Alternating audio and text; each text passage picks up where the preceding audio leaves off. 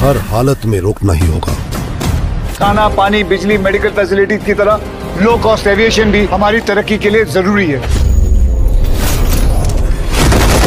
Guys, superstar প্রভাসের কালকি film সম্পূর্ণরূপে box office ফাটিয়ে রেখে দিয়েছে। 1000 কোটি তো অনেক আগেই পার করে দিয়েছে, বাট এখন ফিল্মটা সিনেমা হলে 18 দিন হয়ে গেছে। কিন্তু এই হপ্তাতে রিলিজ হয়েছে অক্ষয় কুমারের ফিল্ম সারফেরা, কামাল হাসানের ফিল্ম ইন্ডিয়ান 2। এই দুটো ফিল্মের থেকে দিনের পর দিন বেশি কালেকশন করে যাচ্ছে। হ্যাঁ গাইস, এবার মনে হচ্ছে জওয়ান, পাঠান, তিপ্পালার, KGF 2 এই ফিল্মগুলির লাইফ টাইম কালেকশন পার করে দেবে। গাইস, এই ভিডিওতে কথা বলবো কালকি সারফেরা ইন্ডিয়ান 2 তুফান ফিল্মের world wide box office collection কত কোটি রুপি হলো। আপনারা শুধু ভিডিওটার সাথে থাকুন। প্রথমে কথা বলবো এই সপ্তাহে রিলিজ হয়েছে প্যান ইন্ডিয়া ফিল্ম ইন্ডিয়ান 2। ফিল্মটাকে বানিয়েছে ইন্ডিয়ার one of the biggest director Shankar sir. তারপর হিন্দি, তামিল, তেলুগু, মালায়ালাম, কান্নাডা এই 5টা ভাষাতে পুরো দুনিয়াতে 6500 সিনেমা হলে রিলিজ করা হয়েছে। ফিল্মটায় অভিনয়ে আছে কামাল হাসান। ফিল্মটার বাজেট 150 কোটি রুপি। বাট গাইস, বড় বড় ইউটিউব ক্রিয়েটার্সরা ফিল্মটাকে খুব খারাপ রিভিউ দিয়েছে,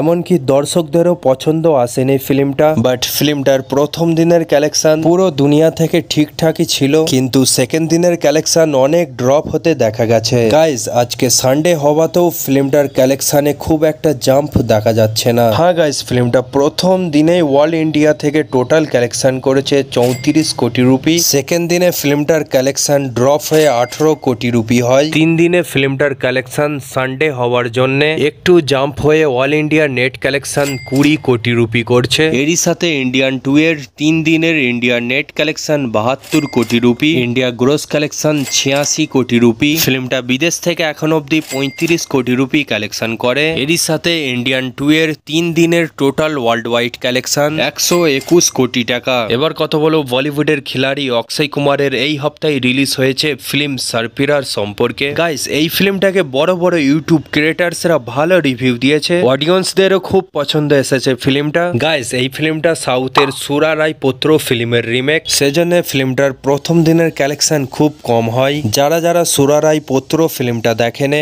এখন অক্ষয় কুমারের সারফেরা ফিল্মটা দেখে অডিয়েন্সদের খুব পছন্দ হচ্ছে। গাইস, অক্ষয় কুমারের দমদার অ্যাক্টিং, ফিল্মের স্টোরি খুবই ভালো, সেজন্য ফিল্মটার সেকেন্ড দিনের কালেকশন অনেক বড় জাম্প দেখা গেছে। গাইস, আজকে রবিবার, ফিল্মটা তো আজকে বক্স অফিসে তোড়ফোড় লাগিয়ে দিয়েছে। হ্যাঁ গাইস, ফিল্মটা প্রথম দিনে ইন্ডিয়া নেট কালেকশন করেছিল 3 কোটি রুপি। সেকেন্ড দিনে ফিল্মটার কালেকশন 5 কোটি রুপি। আজকে ফিল্মটা সানডে হওয়ার জন্য অল ইন্ডিয়া নেট কালেকশন করছে 7 কোটি রুপি। এরই সাথে সারফেরা ফিল্মের টোটাল ইন্ডিয়া নেট কালেকশন 15 কোটি রুপি, ইন্ডিয়া গ্রোস কালেকশন 18 কোটি রুপি। ফিল্মটা ওভারসিজ থেকে 4 কোটি টাকা কালেকশন করেছে। এরই সাথে সারফেরা ফিল্মের 3 দিনের টোটাল ওয়ার্ল্ড ওয়াইড কালেকশন 22 কোটি রুপি। এবার কথা বলবো 2024-এর সব থেকে বড় ফিল্ম কালকির সম্পর্কে। গাইস, এই ফিল্মটা নিয়ে আর কি বলবো, ফিল্মটা বক্স অফিসে দিনের পর দিন ফাটিয়ে ফেলছে। হ্যাঁ গাইস, ফিল্মটা শুধু 6 দিনে ওয়ার্ল্ড ওয়াইড 700 কোটি রুপি কালেকশন করে। 16 দিনে ফিল্মটা